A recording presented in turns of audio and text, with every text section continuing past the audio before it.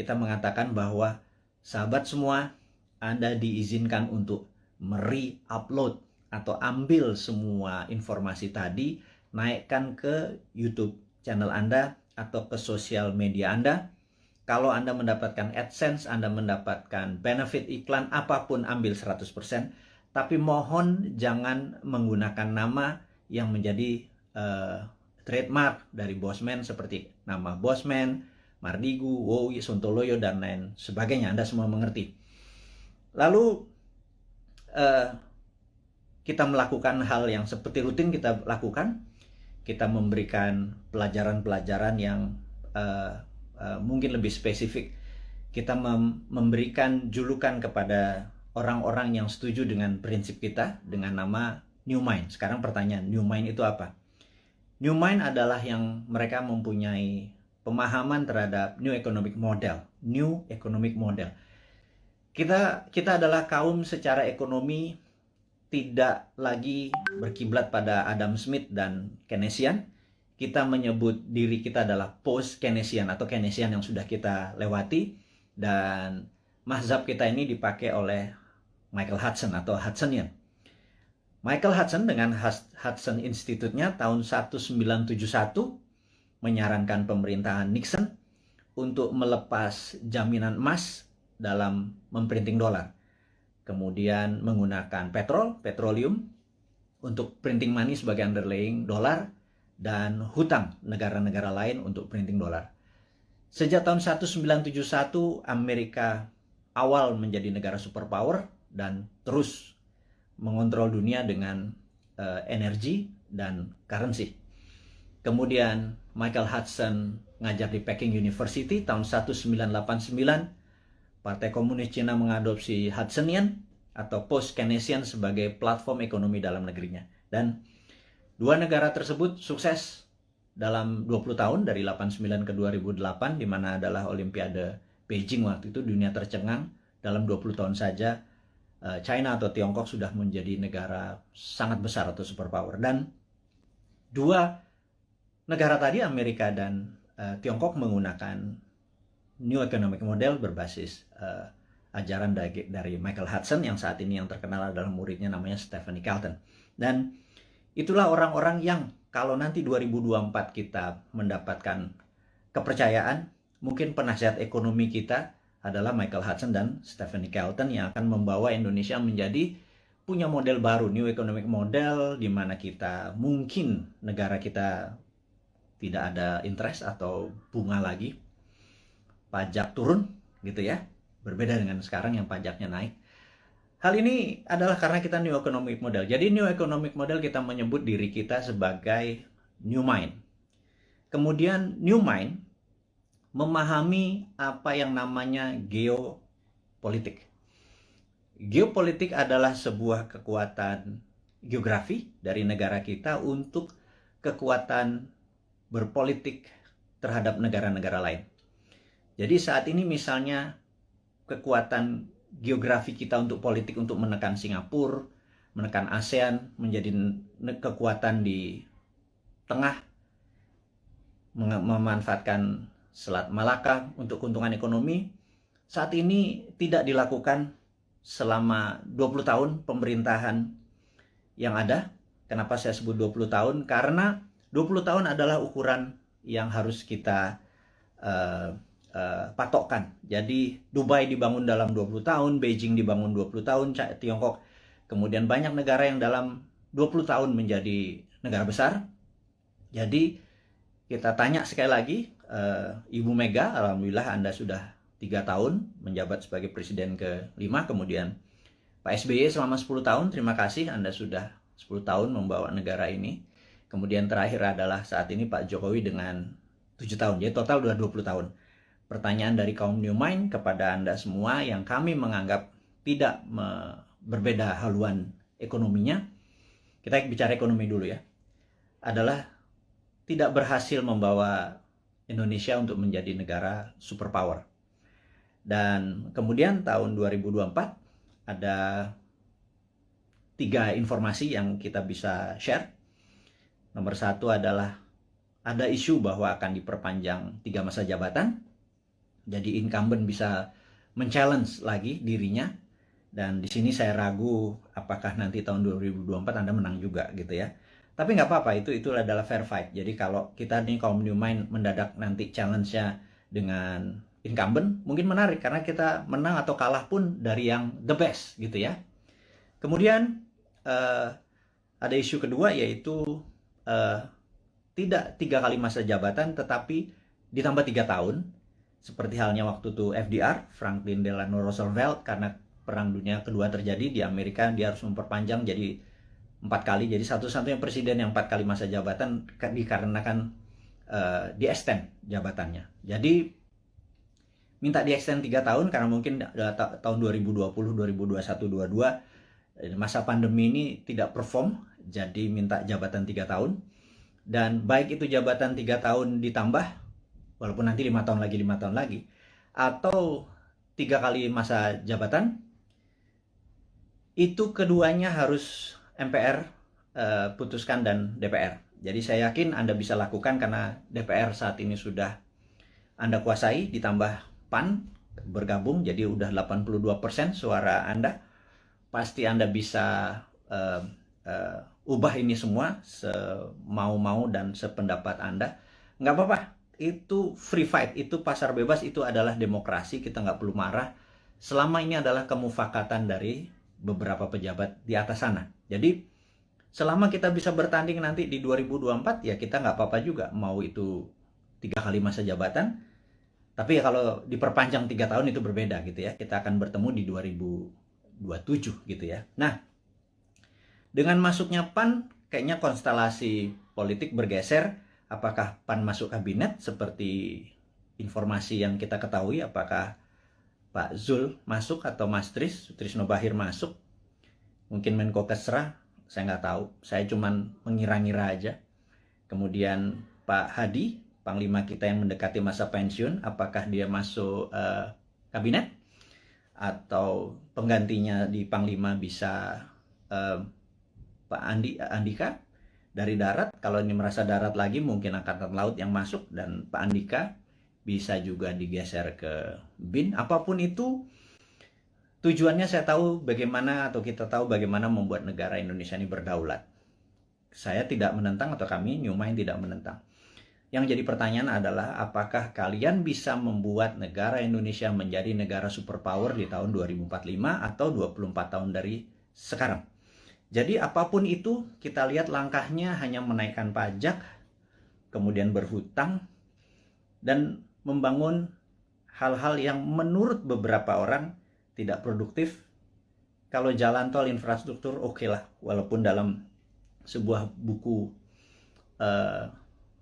yang saya lupa, currency, saya nanti inform, si Bolat ini, dia menyatakan bahwa jangan mimpi membangun negara hanya bersandar pada infrastruktur, jadi harus holistik. Jadi ada infrastruktur statis, infrastruktur dinamis, dan saat ini dianggap hanya infrastruktur statis yang diam seperti jalan tol, jembatan, pelabuhan, dan lain sebagainya. Harusnya infrastruktur dinamis juga dibangun. Tapi ada hal yang menurut kami adalah hal yang tidak produktif, adalah membangun ibu kota pindah ke Penajam. Dan ini produktifnya di mana kita nggak tahu gitu ya. Tapi yang jelas itu bukan hal yang penting, karena bagi orang seperti saya atau kaum New Mind ini yang sangat percaya pada kedaulatan sebuah bangsa, Penajam itu sangat lemah sekali jika ada serangan dari negara lain. Karena sisi utara ada Malaysia, Sarawak, di mana pangkalan militer Malaysia terbesar adalah di utara Kalimantan, di Sarawak. Kalau menyerang Penajam kurang dari setengah jam, bawa bom pesawat pembom rata tanah, dan kita nggak punya perlindungan sama sekali. Jadi saya pikir membangun Penajam, membangun ibu kota, nomor satu adalah harusnya membangun pangkalan militer terlebih dahulu. Pangkalan angkatan lautnya digeser dulu, pangkalan angkatan udara digeser dulu, kemudian darat dan kepolisian harus dipersiapkan dulu, infrastruktur harus disiapkan dulu, baru ibu kotanya. Jangan dibangun gedungnya dulu. Begitu saya jadi presiden nanti tinggal dibom sama Malaysia, kan gerah kita. Jadi saya rasa sudahlah, jangan nanti jadi hambalang. Penajam itu lupakan. Ini saran dari New Mind. wahai yang terhormat kepala negara, jangan dilanjutkan. Kita mengutamakan adalah masalah pandemi dulu gitu ya. Nah, kita masuk ke topik berikutnya adalah, masih topik yang pertama adalah, yang jelas YouTube channel kita kemudian diserang lagi berkali-kali sampai kita bingung. Maksudnya bingung nih gini, kita kan punya channel di Santara dengan tagline UKM menang, kemudian Dinaran Official dengan tagline Rupiah menang.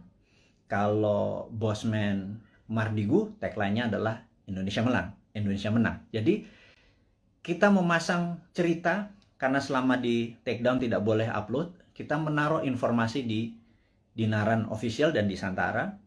Kemudian begitu kita boleh lagi memasang, kita memindahkan informasi di Dinaran tersebut official ke Bosman Mardigu, dan itu di takedown juga. Itu kita heran, berarti memang YouTube kita memang ditarget gitu ya, sampai kita kebingungan. Karena apalagi yang ditarget, karena benar-benar kata-kata yang kita taruh, bahkan jualan emas, jualan dinaran, akan mempromosikan emas sebagai alat bayar atau bukan, sebagai alat tukar, itu pun di take down. Jadi kita pikir kita akhirnya diserang lagi. Kali ini menarik, katanya kita melanggar konsensus WHO. Kita ngecek langsung video mana yang melanggar konsensus WHO. Ternyata di salah satu video, nggak di salah satu, ada 5 video kita tentang BPOM dan vaksin dan COVID. Di situ kita terang-terangan mengatakan kita mendukung vaksinasi, tetapi kita lebih mendukung terapi imunitas. Alias, mereka dites titernya dulu, dimana kalau titernya 150 ke atas atau 200 ke atas, tidak usah vaksin karena antibodinya tinggi. Jangan semua orang dihajar titernya rendah atau tinggi, dihajar semua pakai vaksin, sehingga terjadi pemborosan. Dan menurut kita ini, ada 400 juta vaksin udah dibeli, jangan-jangan dengan 50 juta kalau kita selected mereka yang titernya di bawah 150 antibodinya itu yang divaksin, maka jangan-jangan 80% penduduk kita yang di kampung-kampung sana yang hanya makan tiwul, hanya makan jagung rebus, terus ngopi, terus ngakak-ngakak tuh titernya pada tinggi semua karena bahagia semua. Sementara yang bermasalah nyara orang di kota dan pejabat-pejabat, terutama politikus yang titernya rendah walaupun makannya enak, mungkin karena duitnya nggak halal kali ya. Mereka-mereka yang dikasih vaksin gitu. Nah, ternyata kita mempromosikan imunoterapi atau terapi imunitas itu dianggap melanggar konsensus WHO. Dan kita di take down lagi. Jadi kita mulai mempelajari apa sih konsensus WHO. Ternyata konsensus WHO itu adalah vaksin itu suggested, atau dalam bahasa Indonesianya, vaksin itu disarankan. Sementara kayaknya ya, pemerintah kita kayaknya, sekali lagi ya, mohon maaf nih, kayaknya, kalau Anda marah, Anda geeran, atau Anda baperan. Kalau baperan jangan jadi pejabat ya. Jadi kayaknya di Indonesia vaksin itu mandatori, diwajibkan. Sementara WHO hanya suggested atau menyarankan. Jadi di sini kita ada sedikit pertanyaan. Kita tidak melanggar konsensus WHO, tapi mungkin melanggar mandatori atau perintah dari pemerintah saat ini. Sekali lagi, kita bukannya tidak mendukung, tapi kita punya preference. Karena sahabat saya, seorang profesor yang saat ini mengajar di Cornell University, beberapa minggu yang lalu, mungkin beberapa hari yang lalu, 3 minggu yang lalu, mengatakan, kalau vaksin adalah sebagai single bullet proof untuk menang melawan COVID, itu halu. Jadi dianggap delusion. Jadi menurut beliau, kalau kita menganggap atau kita berpikiran bahwa untuk menang melawan virus corona ini, vaksin adalah satu-satunya single bullet proof, itu delusion. Jadi itu kata-kata sebenarnya cukup sadis gitu ya. Karena sebenarnya ada banyak cara untuk selain vaksin. Taliban itu nggak pakai vaksin, nggak pakai masker tuh, nggak ada yang satu pun yang kena. Taliban, COVID-nya takut sama Taliban. Itu aja berpikir sangat sederhana. Nah, jadi sahabat semua, akhirnya kita singkatnya adalah di take down forever, permanen. Jadi mendengar hal itu terjadi, RIP, rest in peace, kita dalam waktu 4 jam langsung membuat Bosman Mardigu official. Dan entah bagaimana, tahu-tahu ada 5-6 akun mirip-mirip, ada Mardigu Wowi official, Mardigu Bosman Mardigu unofficial, apapun itu, saya minta dengan segala kerendahan hati dan dengan segala hormat Anda untuk mengganti dengan nama, jangan pakai trademarknya Bosman. Sekali lagi saya dengan hormat memohon Anda untuk mengganti, karena saat ini orang begitu membuka akun tersebut menjadi tidak terdistract ya dengan penampilan Anda tersebut.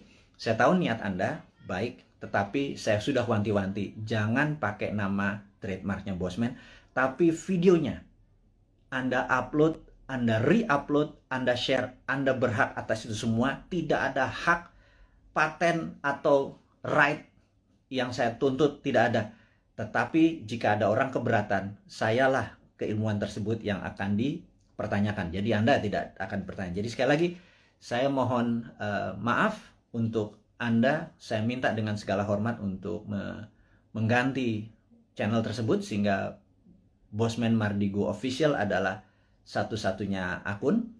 Dan ke depan kita akan punya gaya lain, punya genre lain, punya aliran lain, demi membuat Anda semua mengerti otot atau muscle knowledge atau otot bernegara yang lain yang akan kita ajarkan, yang akan membuat kita menjadi negara besar superpower di 2045.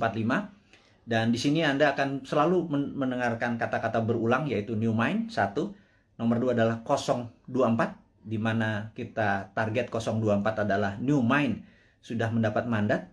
Itu bukan berarti Bosman atau seorang Mardigu menjadi presiden, tapi kita berharap dalam 3 tahun ke depan, ya, kemarin kita udah punya 171 juta viewer. Kalau satu orang menonton 10 video Bosman, maka ada 17 juta sahabat Indonesia yang sudah menonton video Bosman. Kalau kita menarget 1 miliar viewer dengan teman-teman, ada sekitar 100 akun bersama-sama. Kalau 1 miliar viewer ditonton, maka kalau satu orang nonton 10, ada 100 juta warga Indonesia sudah terkena dengan New Mind. Saya harapkan secara pribadi 70% menerima konsep tersebut. Kalau 70% menerima konsep tersebut, ada sekitar 70 jutaan orang.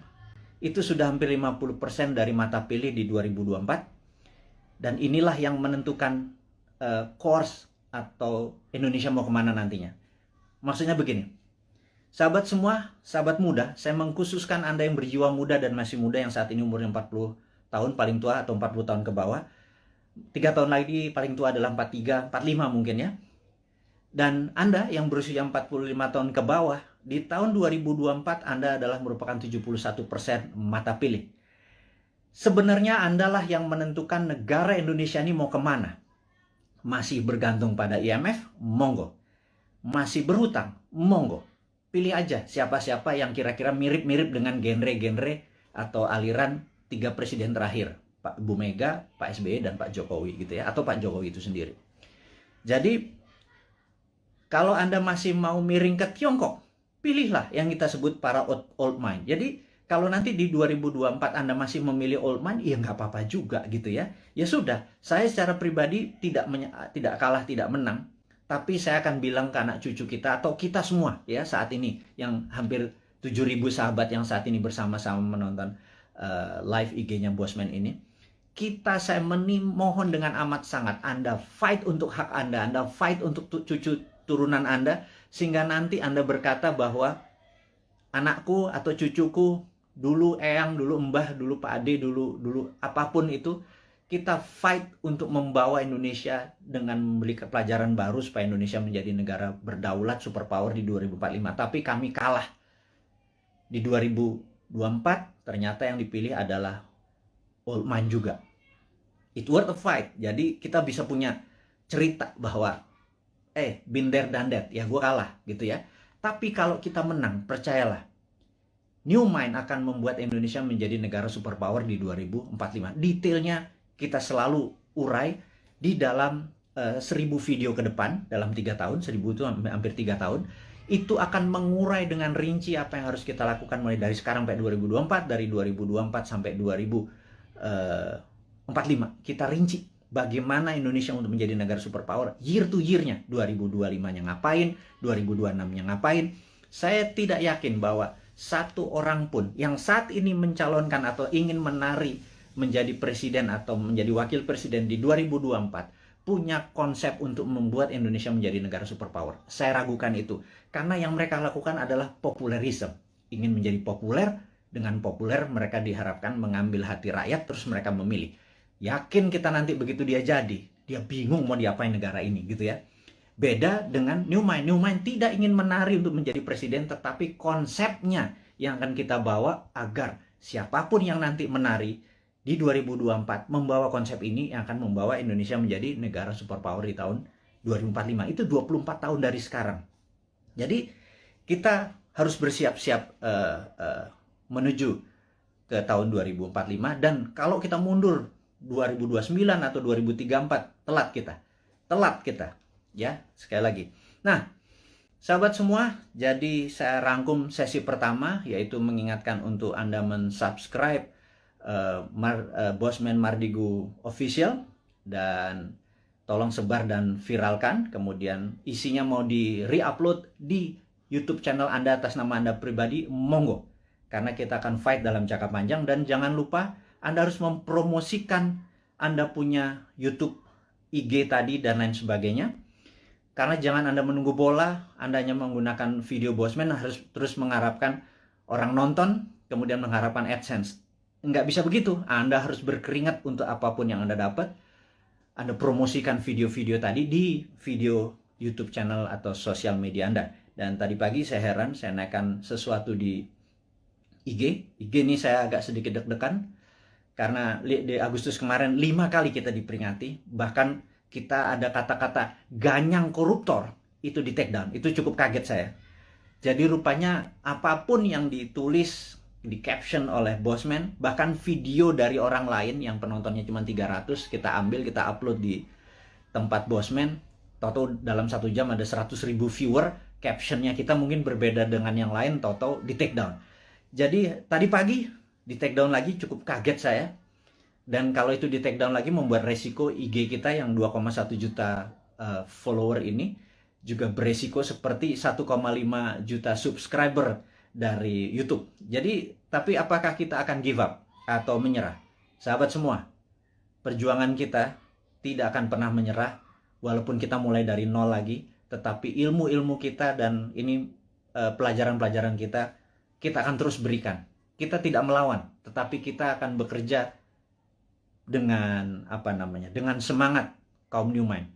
New Mind itu nggak ada matinya. Die hard New Mind itu nggak ada matinya. Nah, sahabat semua, kita akan membicarakan topik baru.